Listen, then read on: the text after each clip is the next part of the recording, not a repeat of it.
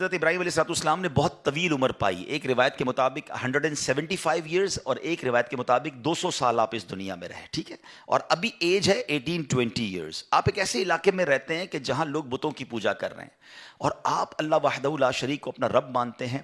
آپ بتوں کی طرف بالکل آپ کی نظر نہیں, التفات نہیں, توجہ نہیں. وہ لوگ بہت آپ کو کہتے ہیں کہ یار آپ بھی ہمارے ساتھ آیا کریں. آپ نے کہا نہیں, میں تمہارے بتوں کو برا سمجھتا ہوں, میں تو اللہ کی عبادت کرتا ہوں. اچھا, وہ لوگ ہر سال ایک میلہ مناتے تھے, اور اس میلے میں کیا ہوتا تھا کہ وہ ماد اللہ ناچ گانے رنگ رلیاں یہ سب بناتے تھے. تو اب کیا ہوا کہ ایک دن وہ میلے کا ٹائم آیا تو آپ کو بھی انوائٹ کیا. آپ نے کہا میں تو نہیں آتا. سارا گاؤں سارے لوگ چلے گئے, آپ اکیلے تھے تو آپ بت خانے میں چلے گئے. جب آپ بت خانے میں گئے تو وہاں چھوٹے بھی بت تھے, بڑے بھی بت تھے. آپ کو بڑا غصہ آیا کہ یہ اپنے ہاتھ سے ہی بناتے ہیں اور اسی کو پوجتے ہیں. آپ نے کلاڑا اٹھایا اور بتوں کو توڑنا شروع کیا. کسی کی ناک کاٹ دی, کسی کا ہاتھ کاٹ دیا, کسی کا پیر کاٹا, اور آخر میں وہ جو کلاڑا تھا نا وہ سب سے بڑے بت کے کاندھے پر رکھ دیا. اب آپ واپس آ گئے. جب وہ لوگ میلہ کر کے ناچ گانے رنگ رلیاں منا کر آئے اور جب اپنے بت خانے میں گئے تو بیکم سو مچ اینگری کہ یہ کیا ہوا, ہمارے خداؤں کو توڑ پھوڑ کے رکھ دیا, کس نے کیا یہ؟ تو سب لوگوں نے کہا ایک ہی بندہ ہو سکتا ہے جو نوجوان ہے ہمارے محلے میں, وہ ہمارے بتوں کو نہیں مانتا, وہ عجیب عجیب باتیں کرتا ہے, کسی اور خدا کی باتیں کرتا ہے. ان کو تو وہ باتیں عجیب لگ رہی تھی, تو کہا اسی نے کیا ہوگا. حضرت ابراہیم کو بلایا گیا کہ آپ نے کیا یہ. آپ نے کہا مجھ سے کیوں پوچھتے ہو, یہ تمہارا سب سے بڑا بت ہے, کلاڑا بھی اسی کے کاندھے پہ رکھا ہے, اسی سے پوچھ لو. لک اٹ ہاؤ بیوٹیفل ڈیمانسٹریشن. یعنی آپ نے ان لوگوں کو کتنا شاندار ایک پورا پریکٹیکل کر کے بتا دیا نا کہ جن کو پوچھتے ہو ان کو توڑ پھوڑ دیا ہے کسی نے, اور سب سے بڑا خدا موجود ہے, اسی سے پوچھ لو تمہارا جو باطل خدا ہے. تو وہ لوگ کہتے ہیں یہ تو جواب نہیں دیتا, ہمارے خدا تو نہیں بتاتے کہ کس نے توڑا ہے کس نے مارا ہے. اللہ اکبر. اب حضرت ابراہیم علیہ نبینا علیہ السلام نے جو ان سے خوبصورت ڈیبیٹ کی نا, یہ ایکچولی ایک مناظرہ بھی تھا, ایک ڈیمونسٹریشن بھی تھا, ایک نیکی کی دعوت بھی تھی. اب آپ نے جو جملے کہہ ذرا سنیے گا, قرآن میں یہ موجود ہے. آپ فرماتے قال افتعبدون من دون اللہ, فرمایا تو کیا اللہ کے سوا ایسوں کو پوچھتے ہو, ما لا ينفعکم شیئا ولا یضرکم, جو نہ تمہیں نفع دے سکتے نہ نقصان دے سکتے ہیں, اپنے آپ کو بھی مرنے سے نہیں بچا سکتے. اف لکم, تف ہے تم پر, وَلِمَا تَعْبُدُونَ مِن دُونِ اللَّهِ, اللہ کے سوا کسی اور کو پوچھتے ہو. افلا تعقلون, تم میں عقل نہیں ہے. لک اٹ ہاؤ بیوٹیفل ورڈز. اگر ہدایت والے دل ہوتے تو سمجھ جاتے کہ ہم کر کیا رہے ہیں, مگر اگر کہتے ہیں نا دلوں پر مہر ہو تو بہت سامنے کی بات بھی سمجھ نہیں آتی. اور آج بھی ایسا ہے, کچھ لوگوں کو آپ قرآن سنا دیں, حدیث سنا دیں, ان کو بزرگان دین کے اقوال سنا دیں, لیکن نہیں ماننا تو نہیں ماننا. تو وہ لوگ, حالانکہ حضرت ابراہیم نے خوبصورت ڈیمونسٹریشن دیا, مگر وہ تو آپے سے باہر ہو گئے. کہتے اس نوجوان کو پکڑو اور ان کو جلا دو. قرآن میں الفاظ موجود ہیں, حرکوہ وانصروا آلہتکم ان کنتم فاعلین, ان کو جلا دو اور اپنے خداؤں کی مدد کرو اگر تمہیں کرنا ہے. اب ایسا ہی ہوا, آپ کو پکڑ لیا گیا اور اب آپ کو جلانا ہے. اچھا, ایک 18-20 سال کے نوجوان کو جلانا ہے تو چھوٹی سی آگ کافی تھی, مگر ان کو خوف کتنا تھا کہ ہسٹری آف یونیورس میں اس سے پہلے اتنی بڑی آگ نہیں لگائی گئی تھی. بہت بڑا الاؤ, بہت ساری لکڑیاں جمع کی گئی, کئی دن کی محنت کے بعد ایک آگ لگائی گئی. اتنی بڑی آگ تھی کہ وہ نو فلائنگ زون بن گیا تھا, کوئی پرندہ بھی اوپر سے نہیں گزر سکتا تھا, جو پرندہ گزرتا وہ بھی جل جاتا تھا. اب اس آگ میں حضرت ابراہیم کو ڈالنا تھا تاکہ خوف پیدا ہو, فیئر پیدا ہو, آپ اپنے عقیدے سے پھر جائیں.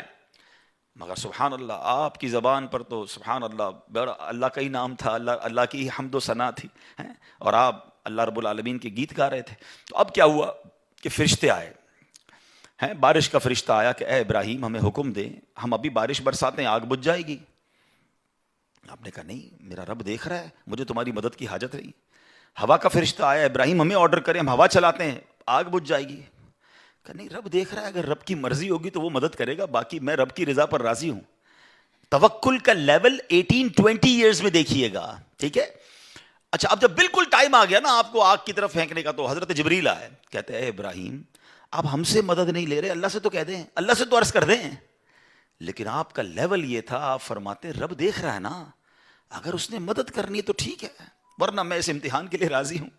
جے سونا میرے دکھ وچ راضی, وہ شاعر کہتے ہیں نا, یہ سمجھیے گا بات. بعض اوقات ہمیں تکلیف جو دی جا رہی ہوتی ہے نا, اس میں رب کی رضا ہوتی ہے. ہمیں آزمایا جا رہا ہوگا, ہو سکتا ہے میرے گناہ معاف کرنے کے لیے آئی ہو, میرے درجے بلند کرنے کے لیے آئی ہو, مگر ہم ہار جاتے ہیں. حضرت ابراہیم کا کانسیپٹ دیکھیں, پنجابی شاعر کہتے ہیں نا, جے سونا میرے دکھ وچ راضی, میں سکھ نو چلے پاوا ہوں. کہتے اگر اللہ میرے دکھ میں راضی ہے تو میں نے سکھ کو کیا کرنا ہے. کہتے رب دیکھ رہا ہے, وہ بڑا کارساز ہے. اب فرشتوں نے اللہ سے کہا، بلکہ فرشتوں نے نہیں، کتابوں میں لکھا، روایتوں میں مفسرین نے کہ اللہ کی ساری مخلوق نے اللہ سے کہا، پرندوں نے، چرندوں نے، اللہ دنیا میں ایک ہی تیرا نام لینے والا ہے، اگر یہ بھی گئے تو بچے گا کون؟ مدد فرما. اللہ کو حضرت ابراہیم علیہ السلام سے محبت کا عالم کیا ہے. رب فرماتے ہیں ان سے پوچھ لو کہ تمہاری مدد مانگتے ہیں تو کر دو، ورنہ ہم اس کے کارساز ہیں. اور ایسا ہی ہوا. حضرت ابراہیم کو جب آگ میں ڈالا گیا نا، بے خطر بے خوف آپ آگ میں جاتے ہیں. اور سبحان اللہ، اب قرآن میں رب فرماتا ہے، اللہ کی طرف سے آرڈر آگ کو ڈائریکٹ گیا، قُلْنَا يَا نَارُ كُونِي بَرْدًا وَسَلَامًا عَلَىٰ ابراہیم. ہم نے فرمایا آگ ہو جا ٹھنڈی اور سلامتی ابراہیم پر. مفسرین قرآن لکھتے ہیں اگر صرف ٹھنڈی کا کہا جاتا نا تو یہ آگ اتنی ٹھنڈی ہو جاتی کہ حضرت ابراہیم کو ٹھنڈ لگتی اور تکلیف ہو جاتی. ٹھنڈی اور سلامتی والی، کول اینڈ کوائٹ، سافٹ. اچھا، اتنی بڑی آگ میں حضرت ابراہیم کتنی دیر رہے؟ ہم ایک منٹ چولہے کے آگے کبھی کبھی غلطی سے ہمارا ہاتھ لگ جائے تو ہماری میموری میں کہتے ہیں پڑپوٹا ہو جاتا ہے، بڑا سا پھوڑا ہو جاتا ہے، سارا مہینہ یاد دلاتا رہتا ہے کہ بھائی آگ میں یا کسی جگہ لگ گیا تھا، پتیلے پہ ہاتھ لگ گیا تھا. اتنی بڑی آگ میں ایک روایت کے مطابق 7 دن اور ایک روایت کے مطابق 40 days آپ رہے ہیں. مطلب لوگ ایزیوم کر رہے تھے کہ چیپٹر کلوز، مگر جب آپ باہر آتے ہیں تو آپ کا بال بھی بیکا نہیں ہوتا ہے.